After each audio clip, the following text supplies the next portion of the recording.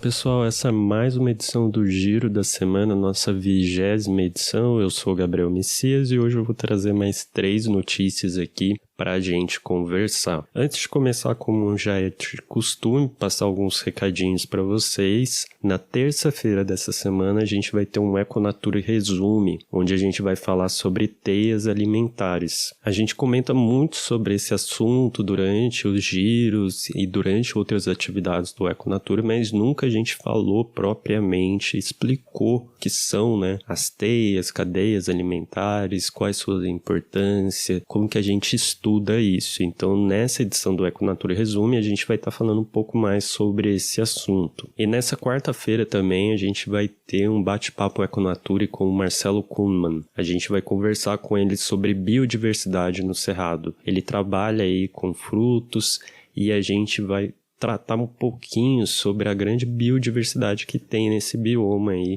que passa por diversos problemas também. Então essas 2 atividades vão ocorrer, uma na terça às 19 horas no nosso canal do YouTube e outra na quarta às 19 horas no nosso canal do YouTube também. E como é de costume, você já deve saber que a gente tem a nossa campanha de financiamento coletivo lá no Padrim, onde você pode nos ajudar a partir de R$1 por mês e receber alguns benefícios em troca disso, como por exemplo ter acesso a todas as nossas palestras que já foram realizadas, assim como acesso a todos os eventos que nós realizamos. Basta você conferir o link que está aqui na descrição para você ver mais detalhes aí sobre o nosso Padrim. Se você quiser fazer um apoio pontual para a gente tem um Pix e um PicPay também. A gente não pede nenhum valor específico, mas sempre qualquer contribuição é muito bem-vinda para a gente melhorar a qualidade do projeto, assim como fazer o Econatura alcançar mais pessoas. E se você não puder ajudar financeiramente, você pode nos ajudar compartilhando os conteúdos que a gente produz, assim como os eventos que a gente produz. Isso vai ajudar muito a gente a alcançar mais pessoas e assim melhorar o projeto. Então bora agora falar das notícias.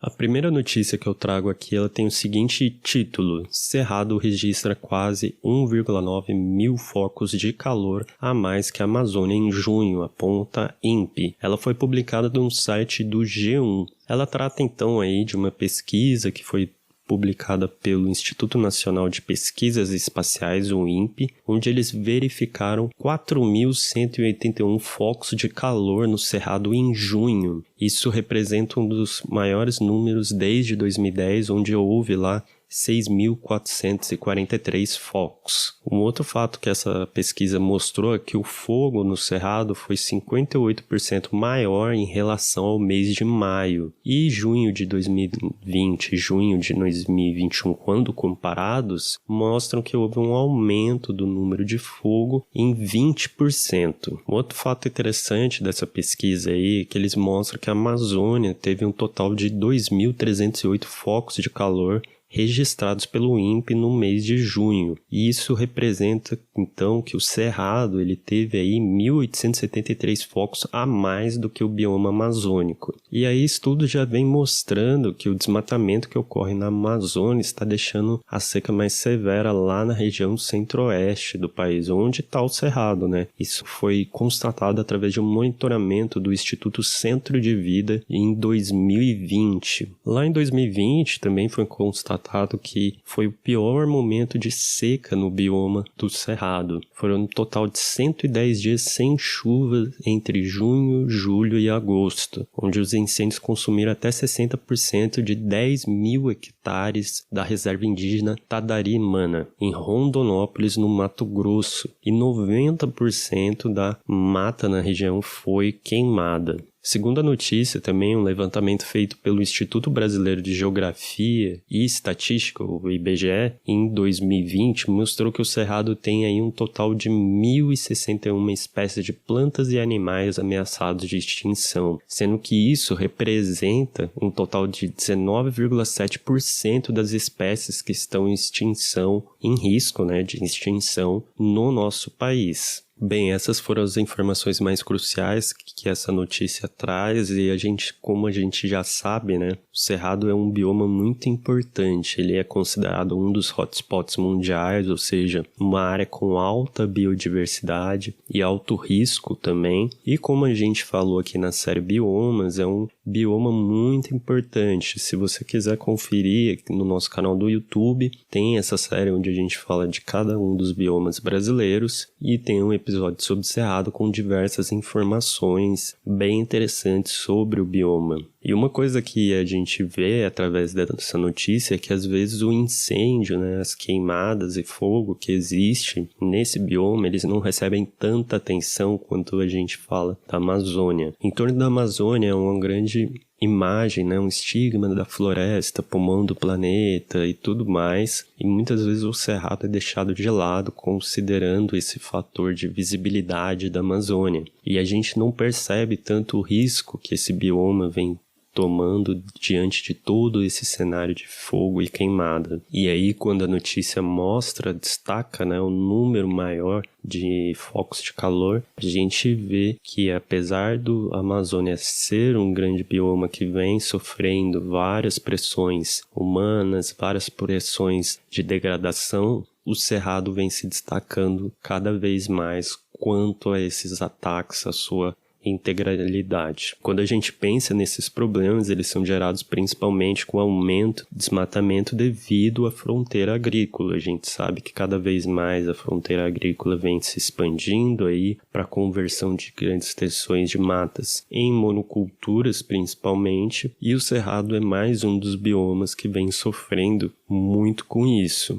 E a grande questão é que durante esse processo a gente perde muita biodiversidade, a gente acaba perdendo espécies únicas que são características daquele bioma. A gente tem aí nessa semana, na terça-feira, uma live que a gente vai falar especificamente disso, né? Falar dessa biodiversidade, falar da importância dela e falar os riscos que a gente pode estar sofrendo ao não tratar bem esse bioma. E o principal desses riscos, né, é a perda dos serviços ecossistêmicos. Só para a gente citar aqui alguns exemplos de serviços ecossistêmicos, a gente tem a questão da carga e recarga de águas. A região do Cerrado, ali o centro-oeste brasileiro, né, ele é muito importante para realizar a recarga e carga de regiões como do Pantanal e a região sul do Brasil. Além do que também ele recebe muitos afluentes que vêm da região amazônica, sendo fundamental assim para fazer essa recarga de águas e cargas, considerando aqui não falando só de águas superficiais, mas águas subterrâneas também. Além disso, o Cerrado também tem um grande serviço ecossistêmico que é o armazenamento de carbono, principalmente em raízes profundas das plantas. A gente tem essa característica nas plantas que são típicas ali do Cerrado e essa capacidade de armazenar carbono que, considerando todo o estrago que nós humanos vamos fazendo no planeta, é muito relevante. O grande ponto que a gente tem que pensar quando fala aí de Cerrado é como conciliar, né, o interesse econômico e ambiental. A gente precisa encontrar técnicas que permitam a gente integrar esses dois interesses e ter um sistema de produção diferenciado, já visto que ele é um dos principais riscos que colocam sobre esse bioma. A gente tem aí algumas propostas como o ILPF, né, que é o Sistema de Integração Lavoura, Pecuária, Floresta, onde junto numa área você produz esses 3 tipos de frutos comerciais e consegue assim manter a sua produção, mantendo uma melhor sustentabilidade dela, não colocando o meio ambiente em tanto risco. A gente tem por parte, por exemplo, da Embrapa o desenvolvimento de técnicas já focadas no ILPF, estudos principalmente nas regiões de Cerrado também, e a gente também tem aí trabalhos clássicos na área de agroecologia que focam também nessa relação mais harmoniosa entre as nossas necessidades econômicas e o meio ambiente. Deixando claro, né, não adianta a gente explorar economicamente, sendo que a gente vai estar degradando o ambiente como um todo e lá no futuro, ou às vezes não tão futuro assim, a gente vai estar colhendo os frutos inadequados dessa gestão ambiental. Então deixo já aqui o convite para você conferir essa live na terça-feira, onde vai dar para destacar ainda mais essa importância do bioma, assim como os riscos que ele vem sofrendo. Um bioma que muitas vezes a gente esquece e fica focando mais em outros, como a Amazônia, a Mata Atlântica e por aí vai. A nossa segunda notícia, ela traz um alívio e uma esperança aí sobre o nosso país. Ela se intitula Brasileiro ganha Prêmio Mundial de Ecologia por projetos com botos. Ela foi publicada no portal Metrópolis. Essa notícia aí trata sobre o prêmio Watley Awards de 2021, que é conhecida aí como o Oscar da Ecologia. Ela trata então sobre a história do Pedro Fruet, que foi aí agraciado com esse prêmio. Ele que é biólogo recebeu esse prêmio considerando o trabalho que ele vem desenvolvendo aí com a preservação de botos ameaçados pela pesca no Rio Grande, na região ali do Rio Grande do Sul. Essa premiação, ela fornece a quem ganha, 40 mil libras, o equivalente aí a cerca de 300 mil reais, e o Pedro escolheu utilizar esse prêmio para promover o trabalho de preservação das espécies de golfinho na região, ou seja, ele não vai ficar com o prêmio para ele, ele vai investir aí no projeto voltado à preservação dos botos. Se estima que ali nessa região onde o Pedro atua, no Rio Grande, existe uma população de 90 botos com a expectativa aí de diminuir 40% da mortalidade desses animais nos próximos 5 anos. Em 2007, ele foi cofundador da ONG Caosa, com enfoque aí de trabalhar com a preservação desses animais. E em 2012, houve na região a criação de uma zona de proteção que foi instituída para preservar os botos, mas não adiantou muito, os animais ainda continuam ameaçados. Tem um trechinho dessa matéria que o Pedro ele destaca o seguinte: os golfinhos continuavam morrendo e o pescador estava sendo preso e perseguido pelos órgãos de fiscalização que estavam fazendo o trabalho deles. Estavam colocando energia e dinheiro do poder público nisso e no fim das contas o problema persistia. Diante disso, o que o Pedro começou a fazer? Ele começou a trabalhar com educação ambiental, Mostrar a importância desses animais ali para os pescadores, assim como também conscientizar a população. E a ideia agora dele é treinar 50 pessoas para disseminar as informações sobre a preservação dos botos, assim como criar um aplicativo de celular também para ajudar nesse processo de tentar salvar esses animais. Uma curiosidade aí que tem nessa notícia é que eles citam lá que os botos eles são conhecidos por ajudar os pescadores na procura do peixe tainha, que é uma espécie ali muito consumida na região. Tratando um pouco dessa notícia, a gente teve aí que no último dia 8 de julho foi o Dia Nacional da Ciência e do Pesquisador, e é muito legal a gente ver um pesquisador, um entusiasta na defesa de um grupo, seja qual for ele, animal, recebendo aí méritos por fazer o seu papel e lutar aí por uma causa que ele realmente acredita. Num tempo onde a ciência não vem sendo valorizada, os pesquisadores não vêm sendo valorizados, tampouco o meio ambiente vem sendo valorizado. E a gente sabe que tudo isso se deve a N fatores, principalmente aí governamentais, que tanto a gente fala aqui no Econature. E quando a gente fala de cetáceo, existem diversos riscos iminentes para esse grupo,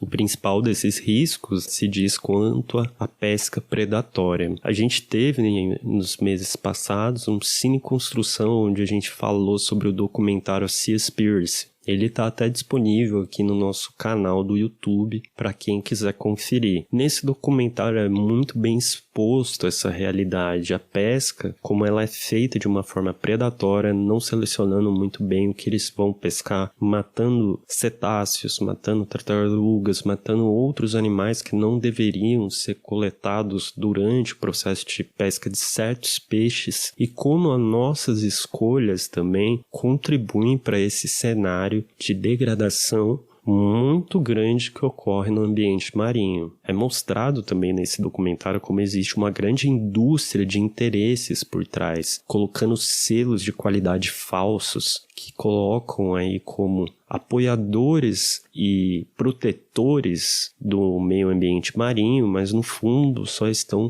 vendendo esse selo, na verdade, para as empresas ficarem um pouquinho mais bem na fita, vamos dizer assim. E quando a gente vê iniciativas como essa do Pedro, é muito legal pensar na importância dos projetos de conservação. Uma coisa que a gente bateu bastante a tecla lá na nossa primeira semana do meio ambiente, que está disponível no nosso canal do YouTube. Inclusive, na nossa primeira semana do meio ambiente, a gente teve um papo com a Milene do projeto Cetáceos, onde ela falou da importância desses animais também, que foi muito legal o papo com ela, e vale a pena conferir quem tem interesse nessa área de biologia marinha, ou também em projetos de conservação. É muito enriquecedor ver falando sobre isso. E o ponto-chave que ela também falou é o processo de educação, como é fundamental vir trabalhando com a população local, mostrando a importância desses grupos de animais, mostrando qual é a relevância de proteger eles, como a gente pode agir individualmente também para ir plantando essa sementinha de conscientização. Então, querendo ou não, o que o Pedro, o que a Milene fazem são pequenas iniciativas que têm um aspecto muito importante. Assim como eu falei lá na questão do cerrado, se a gente acaba matando esses animais, acaba destruindo o ambiente típico deles, o que a gente vai estar fazendo nada mais é do que estar acabando com vários serviços ecossistêmicos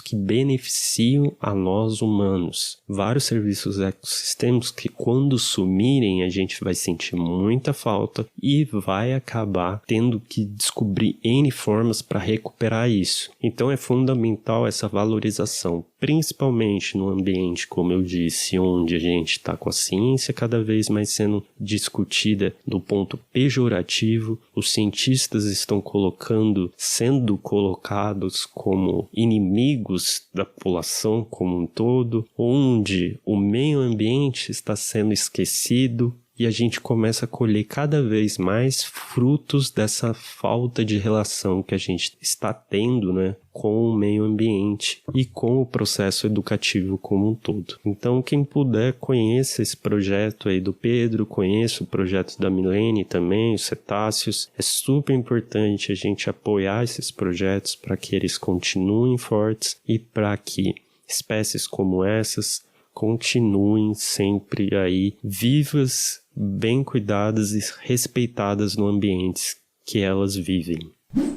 Para a gente fechar, pessoal, eu trouxe uma notícia que é um pouquinho diferente, que ela tem o seguinte título: Arquitetura Sustentável, um negócio muito além da ecologia. Ela foi publicada na revista Exame. Bem, ela traz aí no seu escopo a questão da arquitetura sustentável, né? Uma arquitetura que pensa na questão do meio ambiente, mas além disso também no bem-estar social, na questão do trabalho, da saúde e também dos negócios. Segundo a matéria, a arquitetura sustentável ela tem uma tendência de crescimento no mundo todo, assim como no Brasil. No Brasil, por exemplo, ele é o quarto país do mundo com maior número de processos de certificação LEED, que é a certificação Leadership in Energy and Environment Design, da ONG Green Build Council, que é uma certificação que aí visa o mínimo impacto possível ao local onde serão erguidas as construções, né, e priorizem aí coisas como a criação de um paisagismo com vegetação nativa, o uso de matéria-prima local, a reciclagem de restos de construções, a instalação de fontes de energias renováveis e sistemas hidráulicos voltados à economia de água, instalação de telhados verdes e jardins verticais, reutilização da água da chuva, entre outros itens também. Segundo o portal Research Markets, o mercado global aí de edifícios verdes não residenciais ele está crescendo, né? Só para ter ideia, ele gerou em 2020 um total de 69 bilhões de dólares e para 2021 se estima aí um total de 79 19,47 bilhões de dólares gerados nesse setor. E segundo a Organização Internacional do Trabalho, a OIT, até 2030 se espera também gerar dentro desse setor mais de 6,5 milhões de postos de trabalho, bastante coisa. E aí a matéria traz aí um exemplo dessas alternativas verdes para se colocar na arquitetura, que é a película de vidro, que é uma película aí que melhora a entrada da luminosidade, ou seja, você consegue diminuir o gasto de energia, ela evita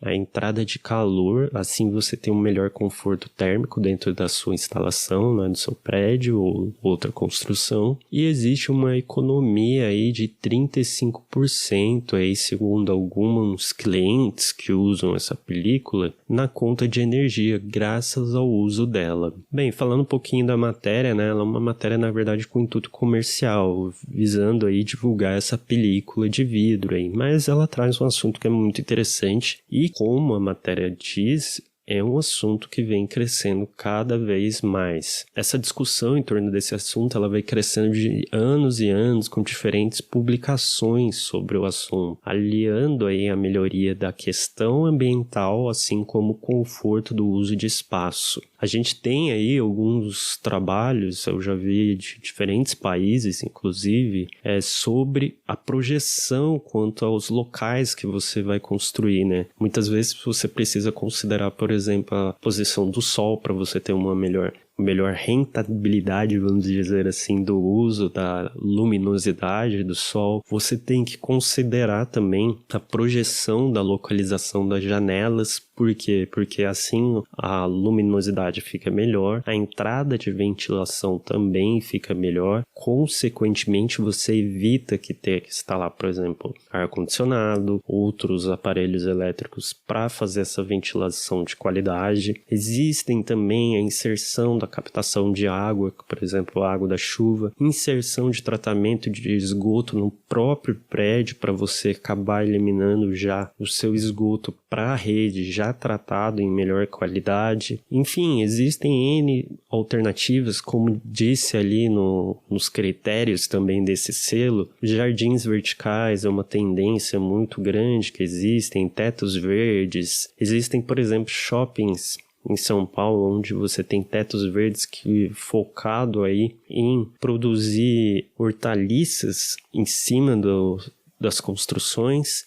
E além disso, é muito interessante ter um shopping em São Paulo, que eu não vou me recordar qual é o nome dele agora, mas o que ele faz? Ele faz a compostagem de todo o material que vem da praça de alimentação. Essa compostagem, o composto gerado, ele é utilizado no teto verde deles, e esse material que é produzido nesse teto verde, ou seja, o que sai desse material, ele é caminhado para os próprios funcionários do shopping. Então, os funcionários do shopping ali, eles recebem ali as hortaliças, o que melhora a qualidade aí de vida, né, e alimentação dos próprios funcionários. É uma coisa muito legal, é um ciclo que se fecha dentro do próprio shopping. E uma coisa interessante aí, quando a gente pensa nos aspectos dessas melhorias voltadas ao meio ambiente, é que elas trazem também benefícios para a questão social e questão de produtividade quando a gente fala de prédios não residenciais. Por exemplo, um estudo que eu lembro que eu li sobre isso, se tratava de um estudo feito na China, onde eles avaliavam a posição de janelas, entre outras estruturas, de um prédio escolar. E eles foram observando que a qualidade das aulas, a qualidade do aproveitamento dos alunos era melhor nos prédios onde havia essas alternativas mais sustentáveis. Por quê? A qualidade do ambiente como um todo ficava melhor, você tinha menos calor, era uma melhor ventilação, você não tinha tanta luminosidade artificial que às vezes prejudica a visão do aluno. Com isso, eles conseguiam render muito mais durante as aulas e eles, ao final do dia, não estavam tão cansados quanto eles eram no ambiente comum de classe deles. E aí, o grande ponto, sempre que a gente fala de sustentabilidade como um todo, e principalmente por ser uma matéria comercial aqui, falando dessa película, a gente se questiona, né? Até que ponto realmente isso é sustentável? A gente tem sempre que ter aquele pé atrás de tudo a gente fala é sustentável, sustentável, sustentável. Mas é sustentável considerando o ciclo de vida de tudo? Vamos pensar um pouco aqui, uma coisa. A gente está falando de uma película de vidro que deve envolver vários produtos químicos para serem feitas, que vai envolver a extração de elementos químicos, da onde estão vindo esses elementos químicos, como é esse processo de extração, ele também é sustentável, o produto só vai ser sustentável quando chegar no cliente. Enfim, é toda uma cadeia que a gente tem que considerar e não somente o processo ali de começou a construir e vai para frente, ali tem que ser sustentável. Não, é o antes, muito antes do começar a construir. É tudo que vai ser utilizado na obra, tudo que vai ser depois descartado da obra, tudo que vai ser utilizado durante o projeto já executado. Enfim, ser sustentável é muito mais do que simplesmente a gente adotar algumas coisinhas aqui e outras ali, sem considerar realmente a origem dessas coisas e até que ponto elas não têm um impacto no meio ambiente. Mas, de qualquer forma, a gente tem que considerar aí que o setor aí, seja da arquitetura, da engenharia, ele gera muito resíduo, gera muito problema. Só para se ter ideia, em média aí, se estima que de tudo que é utilizado de material em uma obra, cerca de 30% vai ser descartado, e esses 30% do que vai ser descartado, eles poderiam ser reaproveitados, mas acabam aí sendo classificados como resíduos de construção civil e encaminhados para a destinação final adequada. Então, ter uma projeção considerando mais a questão ambiental é muito relevante, mas sempre a gente tem que pisar em ovos e pensar até que ponto realmente isso é sustentabilidade ou não, ou a gente vai estar fazendo o que a gente chama de greenwashing, né? A gente vai estar só fazendo uma propaganda de ser algo verde, e aí eu coloco verde entre aspas, né? Mas ser algo sustentável, né? Sendo que, na verdade, a gente não está sendo nem um pouco sustentável.